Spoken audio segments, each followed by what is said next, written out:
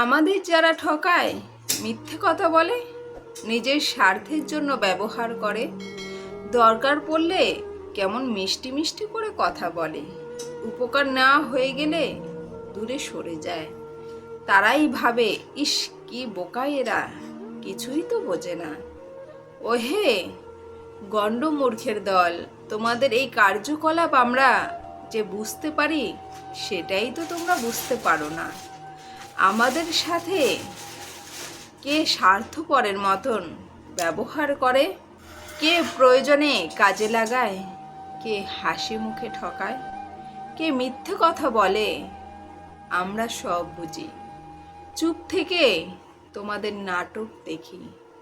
বোকা সেজে সে বসে থাকে, সে বোকা নয়। মনে রেখো, সমুদ্র যেখানে গভীর, সেখানে তার কোনো আওয়াজ থাকে না, সেখানে সে নীরব। একবার সে জলে পড়লে তুমি থই পাবে না। তাই নিজেকে চালাক ভাবা বন্ধ করো।